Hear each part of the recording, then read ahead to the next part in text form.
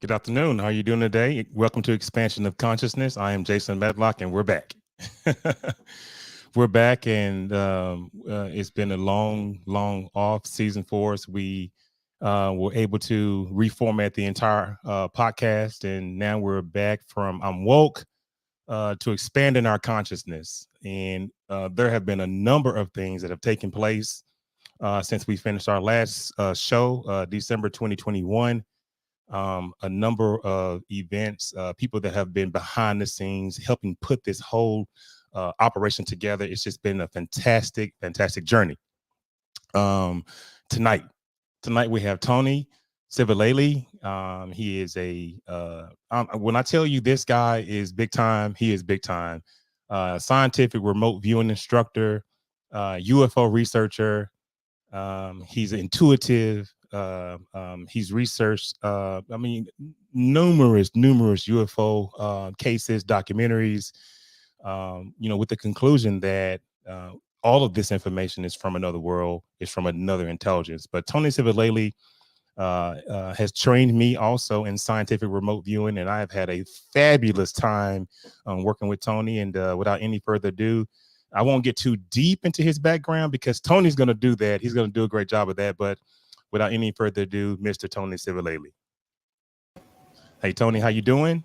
Good, Jason. It's a pleasure here being on your show, and it's been an even greater pleasure to get to know you and work with you. Thank you. All right. Thank you so much. Tony, I'm glad you came on. I've been wanting to get you on the show for some time now. And it's the first show of 2022, and I'm excited about what this season will hold. We had a number of shows. We had 13 shows last episode, and they were a huge success. But I knew when I kicked off this season, I wanted to have you on. You left such a positive, enlightening impression on me, and I just cannot thank you enough for opening my eyes to understanding how to get answers from the subconscious mind. And that was one of the most beautiful things that I experienced while working with you. But talk to me a little bit. How you doing? Thank you. Good. Thank you for the introduction. I'd like to meet this person, for goodness gracious sakes. Anyways, it's really all you. You came in with an open mind. You have an idea that there's a much bigger picture. You've had your own experiences, and so basically I was just able to just open the door just a little bit for you there, and you took off with it. So that's the beauty of it. And speaking of experiences, there are a number of people out here in this world that are having these experiences, that are being able to locate items in a distant place just by using their subconscious, waking up to dreams of being abducted. I mean, Tony, what's going on out here? Jason, this subject is so deep. I've had to get philosophical to really come up with, some type of an answers. And everything you hear from me this evening is just in my humble opinion. But I've been researching, the idea of what I call not of this earth intelligences. And I call it that because it could have anything to do with extraterrestrials from another planet, interdimensionals from another dimension of existence, time travelers from our very own future or somebody else's future, time travelers from our very own past civilizations here on Earth. And then there's all kinds of dis and misinformation that goes along with it because you have to stay objective. There's, whatever you want to call it, different things that take place to kind of throw people off. But by no means do I think that these things are not real. There's a lot of different things going on. And again, I said I had to get philosophical about it. And I'll kind of answer that towards the end. Please remind me, if you will, where my destiny has taken me on the infinity loop. But what we're going to do now, we're going to take a step backwards. If you just logged in, you're listening to the Expansion of Consciousness. You can find us on YouTube. Just type in Expansion of Consciousness. You can find us on Facebook. Type in Expansion of Consciousness, or on Twitter. Tony, I'm going to take this conversation a little bit backwards, and we're going to talk about how it all started, and we're going to add something to the screen. Yep, and the just screen the here. Audience, if you could walk them through your journey. I will, and I got like a little slide presentation with that. My green screen is not up and working yet. I thought I had that going, but we're going to go through a little bit of my history here so people can get familiar, your listeners. your audience, who you have a lot of enlightened people here that follow this show. So first, thank you to you for having me on the show. And all of this, again, is in my humble opinion. But how all this started for me was roughly when I was about 7 years old. It was a school night. And I remember going to sleep, getting ready, jumping in the bed and getting ready to go to sleep. And what happened, Jason, is I just closed my eyes, and I remember this well for like 3 to 5 seconds. And then I opened them again. And my mother came into the bedroom and said, "Come on, let's go. You're going to be late for school." And I just kind of said, "Oh, I just went to sleep." And, kind of like the, "Don't bother me" type of thing. And she goes, "Let's go. You got to get going. You're going to be late." So she cracked the curtain a bit. And it was, it wasn't as dark out. And I'm like, what just happened? Is like literally a 3 to 5 second, eyes closed, opening them. And then all of a sudden it was morning. And I said, "Well, I just closed my eyes." I told her that. And she said, "Oh, you probably just had a good night's sleep." I thought to myself, yeah, I've had good night's sleeps before, but nothing like this.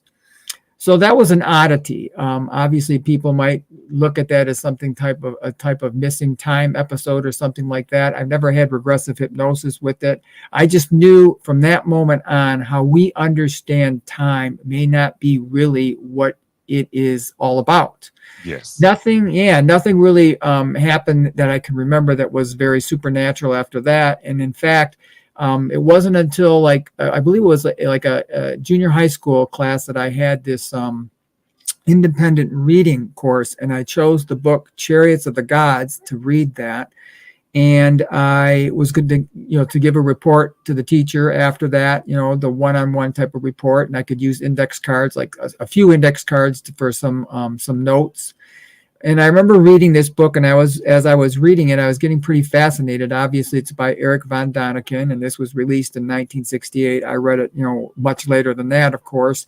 But I remember thinking to myself, if this is really going on and all these different things are possible, because Von Däniken would put it in a lot of perhaps or maybe this is going on, what if? Which by the way, is a outstanding book. Oh, yeah. Yes. Always mention on, the show like Ancient Aliens, things like that. And Von Däniken has been on there many times, etc. So when I went to give the report of the book, the teacher was asked me, "Well, tell me about the book." And so I started talking about it. I didn't even use the notes, the cards that I had. I just was pretty fascinated by the whole idea of where on earth in these different geographic locations, different architectural structures were put up, and some of them were very similar. And obviously they didn't have means to travel other than the water, and nobody was crossing the oceans and the seas back in those, time periods. And I asked, the teacher, I said, if all this is going on, why doesn't anybody know about this?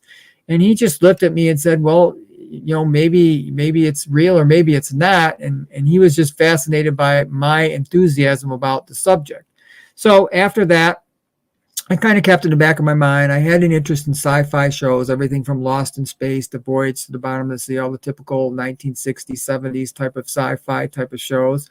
It didn't really come up again until in my early business years in the 90s, somebody gave me a gift, and it was the book Embraced by the Light by a lady named Betty Eady, who had a near-death experience, and she talked about how an angelic being whisked her away and took her to different locations throughout, the immediate galaxy and into other dimensions and things like that. And it was an interesting book to me.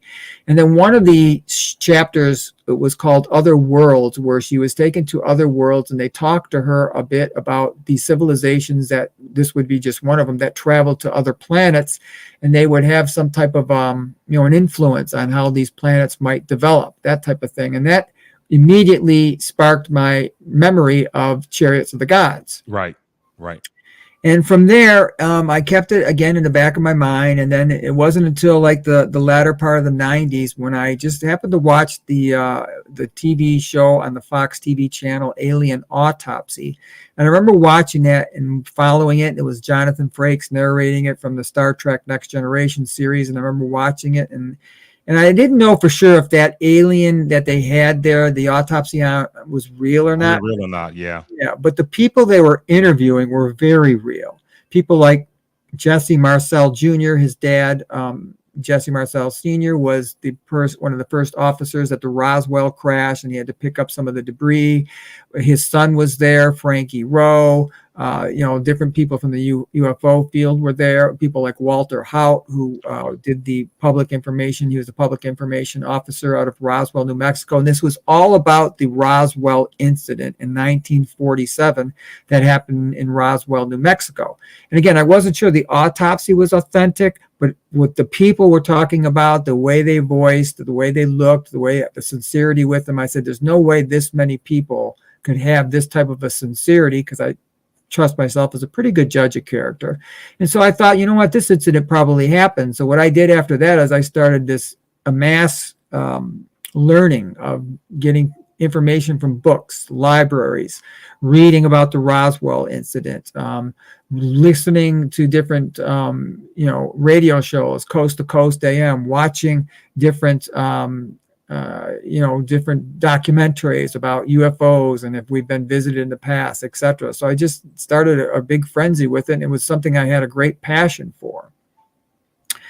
And after that, I started doing some traveling. I actually went to what was called Area 51, which is also called Dreamland and Groom Lake and S4 and all these things. And I went out to the black mailbox, which was actually a white mailbox at the time. Then I also, on the way there, took a picture of something that was coming down from the sky and going down into the grounds of Area 51. And this is just an actual photo that was taken in the summer of 1999 about some type of stream of light that I saw. And the photo just doesn't do it justice. And this was an older camera, of course. And I'm sure that people that camp out there, they see all kind of things in the skies at night. Yes.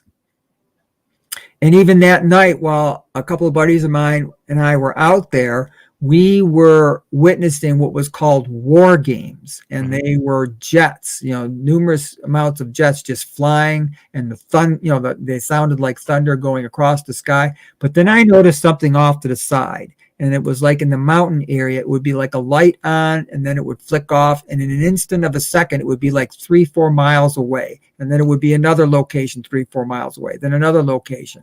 And then I got to thinking, wow, this has got to be something that they're testing, because the war games may have been like throwing everybody off that might have been interested in, camping out there and looking at things. But this is really what was going on. And I had a gut feeling that it was some type of back engineered technology, maybe potentially of extraterrestrial, not that was a craft itself, but that something was being tested that had, some type of an ability to almost appear and then reappear in a moment's notice in, miles away, it seemed like. Wow. And that's incredible. There are countless stories about UFOs and technology. Even on the show Gaia, they have the show. I mean, they have the show Cosmic Disclosure. Oh yeah, plenty of different people. Program. My hats off to all those people. I know the whistleblowers. Mention names, yep, Emery Smith, etc. It's very, very fascinating. Yes, very fascinating. And so then I made trips to Sedona, Arizona, in 1999 as well. Took the time to meet an Indian guide who also had a UFO experience, and he shared that with me. And we did some hiking and some traveling in there, and we just did a lot of meditating. And I wanted to ground myself with the earth, but also find out more information about UFOs. And so Rahilio taught me a couple of different things about what he had learned about it and his experiences with it, and some of his people that had come out there, their experience. And I appreciated him sharing all this bits and pieces of information. And then I'm accumulating all this information as we're going along as well. And then I went out to Roswell, New Mexico in the summer of 2000, and I met for myself Walter Haut, who's in that picture there. The small black and white picture is how he looked in 1947, and that is him with me up there in the middle of the screen. He was the man that actually he was the public information officer that wrote this article here in the Roswell Daily Record. Roswell Army Airfield captures flying saucer on ranch in Roswell region. And so I had a good talk with, Mr. Haut, and that was at the Roswell Museum there, the UFO Museum. And then he talked to me, and he saw my sincerity, and he always said, he saw pieces of the craft before, but this he actually told me, and he had never said anything about it publicly, but he he confided to me that he actually saw bodies there as well. And I thought, well, wow, is he really, talking about this now, or is he just, just coming up with a story? Because he never talked about it like on the alien autopsy or some of the other interviews that he had. And it came to be like, I don't know, 7, 8 years later, he made a deathbed statement. His daughter was there, and that he talked about how he had seen, the bodies from the wreckage that were at the Roswell Army Airfield back in 1947 after they collected the debris. And obviously there was a couple different crashes in the area then, and Roswell was just like a tip of the iceberg type of thing, but that somehow got out, and it might even have been publicly planted that way for use later on. There's a lot of different reasons. There's so many different things. Where were the beings from Roswell from? And I've gotten different information, everything from, they're from future civilizations that kind of came here in the past to, a time traveling alien, or people from Mars, surrogates from beings that are living on Mars now, and they're kind of like they're half human, half biological, worker bees type of thing. And then I've gotten information from, they're an experiment, Nazi scientists are in Brazil and they're experimenting with different things. I mean, I must have other dimensionals going back and forth, probably 20 answers to the Roswell question in of itself. And it always goes back to a well-known UFO researcher once told me there's only a need for disinformation if there's actually information out there. So I definitely feel, Roswell was just one of many crashes that had some legitimacy to it. But I also do think there's a lot of black ops projects and projects that are well ahead of anybody's understanding here. And sometimes there's an incident that they are seen and understood as extraterrestrial or interdimensional or time traveler UFOs. So I think there's that aspect to it as well. So having that background in the UFO investigative field, and obviously you are one of the members of MUFON. Yes. Then you found yourself at the Farsight Institute in Atlanta. Yeah. Walk us through that. How'd that happen? Well, I'm definitely getting to that. I also shared information, Robert Odine, Command Sergeant Major Robert Odine shared information with me. Lieutenant Colonel Wendell Stevens shared information with me. That was all part of attending, conferences, probably 15, 20 conferences between the years of 1996 to 2010. And anywhere from San Jose, many of them were in Las Vegas, Laughlin, the International UFO Congress Conference. I met many people there. I also spoke at one of them because of a project I worked on involving remote viewing. And then I came up with a book, and it was called Titled Ambassadors to the Stars. And it's an accumulation of a lot of the different people I've spoken to, some of my experiences, abductees that I've spoken to, contactees, all alleged in the book as well, scientists, military people, my learning of remote viewing, my learning and studying the out-of-body experience. And these are different people that I talked to and met, and I'm trying to get now to the point where it has the whole UFO. Wrong one here. RV begin here. Okay. Yes. And then the history of remote viewing came into place. I was into the whole UFO field, Jason, and then a documentary that I saw came out on the TV series Nightline, and it talked about psychics being used by the United States military. So I wanted to check it out. I watched the show, and I thought it was pretty interesting that the military was using psychics, and I felt, wow, that was kind of a surprise. So after that, I then saw another TV show, and it was of the History Channel. And that had to do with it a little bit deeper than the show on Nightline. And it talked about the history of UFO, scientific remote viewing, which involved Russell Targ, Hal Puthoff, and Ingo Swann. And they put this group together in the early 1970s out of Stanford Research Institute. And they brought Swann from New York, the East Coast, and to the West Coast. And they developed something that had information that would go from the subconscious mind to the conscious mind to pen to paper and would produce psychic-like results, and they called this remote viewing. But remote viewing was just a name, And Stanford was tied through a think tank, through various corporations, and the military got wind of this, and they approached a group out of SRI and said, you know what? We've had an interest in this ourselves. We've dabbled into it. We'd like to know if you, the group here out of Stanford, would like to take this to the next level. And they wanted to give them an exploratory grant for quite a bit of money at the time. And so the group out of Stanford said, yeah, we would love, to take this to the next level. So they gave them that grant, quite a bit of money at the time. And what they did is they brought in a couple of other scientists that had an interest in the paranormal and parapsychology. And then they brought in several other psychics. And they tweaked what was called the remote viewing procedures. And that was mostly developed initially by Ingo Swann. And he taught Russell Targ and Hal Puthoff. And then they started working with other people, so-called psychics. And as they brought them in, and they were catching on to this, how it was being done. And it was in a scientific manner, similar to what we have been going through with your training. And what happened after that is that it started leaking out into the general populace that this was going on. And this was back in the early 90s. So it went from almost 20 years before the general populace really got a wind that this was coming out. And they brought in different people from the military, and they also trained them as well. And they started with 6 initial people, and then they started bringing them back and forth, and they went through different names. They're called Project Grill Flame, Project Stargate, Project Gondola Wish. And it was the year Sci Spies was born, and quite a bit of money, actually millions of dollars, was spent on it.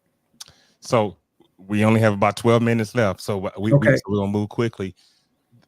For the layman person, for the person who didn't follow everything, what exactly is remote viewing? It's a great question. I'm going to try to zip through this real quick here, and with some slides, show you what I think of.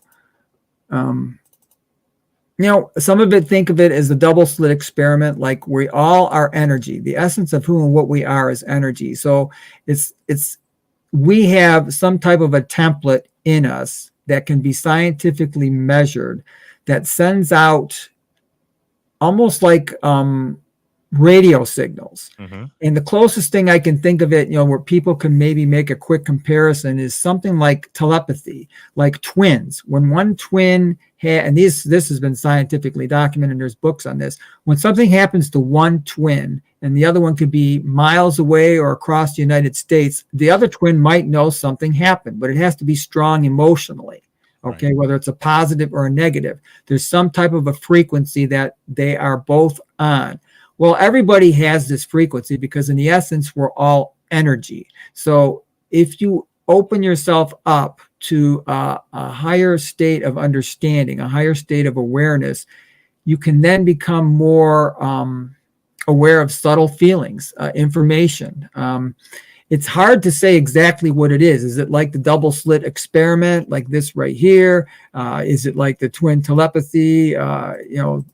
It's ESP, extrasensory perception, like Russell Targ says. This has been going on forever. We just give it different names. Now we call it New Age or something like that. I don't have the exactness. I would say we're all in energy, and there's an electron interface going on, and there's some aspect of us that can act almost like a radio tower that can pick things up that we have and are sensitive to. So around the same time, around 1998 to I guess around 2000, you were trying to understand astral projection. You were at the Monroe Institute, learning how to leave your body and experiencing those things. Talk to us about that for a little bit. Yeah, after I left the Far Site, by the time I was done with that week, I was there with 15 other students. They had mentioned that if you want to take this to the next step or take this further, we're going to have more advanced classes, which I eventually went to. But they thought that learning about the out-of-body experience at a particular location called the Monroe Institute in Faber, Virginia, would be a good way to help enhance remote viewing awareness.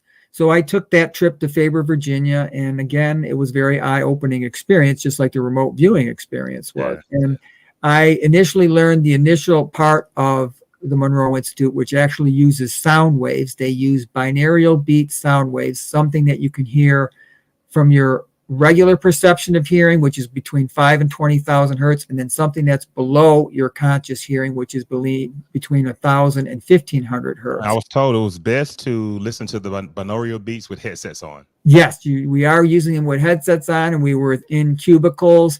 And what happens is that binaural beat creates a cerebral wavelength inside your brain that creates a neurological effect. This is how the Monroe Institute works, that allows theta brain wave data to be transferred to the waking state, which is the beta brain wave data. Real quick, you have 4 states of brain wave data. Delta, when you're asleep, below 4 hertz. Theta, which is just before you're awake and just before you're falling asleep, when you're most open to the most subtle energies around you. That's between 4 and 7 hertz. And then between 8 and 13 hertz is the alpha. That's a daydreaming state. And then you have 14 and 32 hertz, which is the beta brain wave state. That is your waking state, your conscious mind. The Monroe Institute tapes create that binaural beat that creates that cerebral wavelength that allows a neurological process to take place inside the brain that allows theta brain wave information to be transferred to the beta brain wave conscious state. So you remember dreams better. You can remember out-of-body experiences better if they happen, astral projection, etc. Also, it can come back symbolic because it has to be filtered through the conscious mind as well. And that's the way that works. And then I went back to the Monroe Institute for another whole week of training. And this time I was very, how should I say, thankful that the 2 instructors there were also guest instructors, Joe McMonagle and Skip Atwater, who were part of the original remote viewing military unit.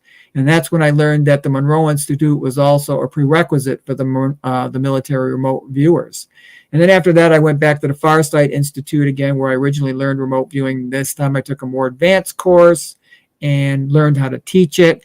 And I have been working with remote viewing since 1997. And that was my next question.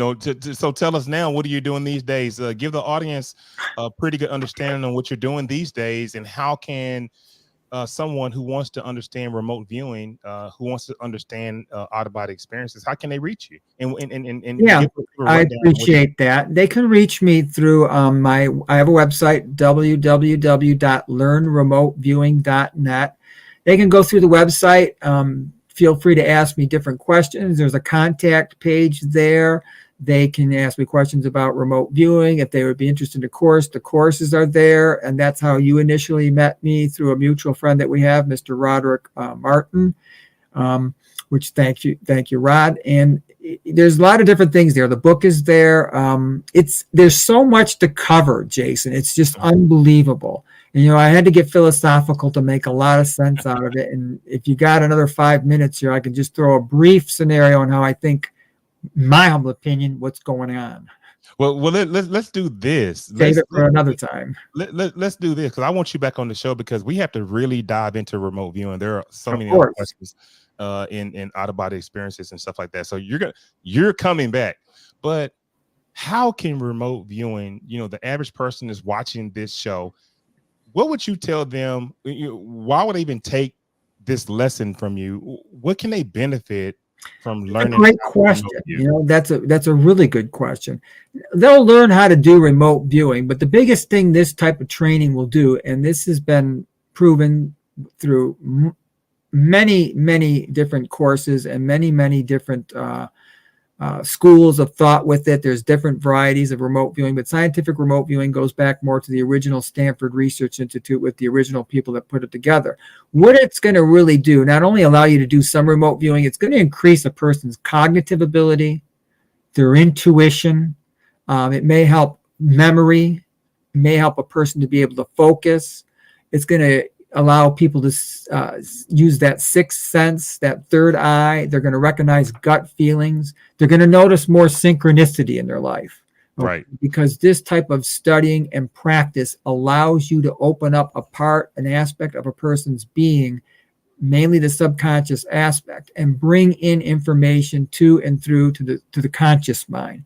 So all these things are already there. A person has all this ability, but it's like a muscle. It's like the body. You have to exercise it to get the most out of it. And this type of course, scientific remote viewing, allows you to open up and start exercising these areas of your mind to allow this information to come through. And then it's up to you to record it and try to filter it out as you have learned from the subconscious to the conscious, and get the symbols, get the little inklings, the gut feeling that comes through, the quiet voice that comes through. Sometimes it's spontaneous. You just get something. It's very spontaneous out of nowhere, but it's great information about what a target is. And once you start doing this, you will prove to yourself that you are more than a physical body. You will know some aspect of you had to go somewhere and somehow to bring this information that might boggle your mind about a target that you have there. You'll get other bits and pieces of information, but there's no way you can get some of this real accurate information. And that's when it proved to me when I was at the Farsight Institute in 97 originally. We had like 15 people there. It's not that you could get real good information. That's a great feeling. But when you start getting 6, 7 people getting the same bits of information and the colors and something that shows up, it's got to be working. There's just no ways around it. And that's just how this proves that we are more than a physical person. And I say that all the time, but as usual, you continue to bend my mind and bend my thought process and open up my conscience, and to always look past where we are today, right? And just think about the present. And I can remember just going through a lot of the training. I started to really rely on my subconscious mind to answer things for me. It was the craziest thing I had ever experienced in my life. And before you know it, I was actually putting my consciousness at the actual location and picking up bits and pieces of information of the target you've given me. But so, Tony, this is a great program. We're going to have you back on, but we've run out of time. And I'm going to move you to the back room, but we appreciate you coming on. And thank you very much, Jason. It was my pleasure, and hopefully your viewers got something out of it. Oh yeah, they did, and trust me, a lot of people wanted to really get a chance to hear you talk about this topic, right, and is others. Because I've been sharing the successes I've had using it in a number of ways. And you have had some good successes too. What do I always say? Quiet your mind and let the data come to you. Don't think about it. Just let it happen. Absolutely. Okay, so I'm gonna move you to the back room. Don't go anywhere. But guys, Tony Sivalelli, what a great opportunity to learn about his background as a UFO investigator with MUFON. And the fact that he's gone to the Bob Monroe Institute in Virginia and learned the scientific background on out-of-body experiences and how to leave your body. And he's a scientific remote viewer. He's a professional instructor. And I was teasing him a little bit. I'm like, hey, you probably can tell just about anything you want to know at any given point, at any given time across the world. He's like, no, you can't use it like that. But I just wanted to share that with you guys, and what a wonderful time it is to be able to use your subconscious mind, to be able to try your best to block out everything else that's going on in the world, and really focus and start to ask questions about your life and start to move yourself to a better place. And you can do that through remote viewing, and I recommend it. But I want to thank you guys for coming out and listen to our first show of 2022. We have a very loaded season for you. And thank you so much. This is Jason Medlock with Expansion of Consciousness, and we will see you guys the next time. Good night.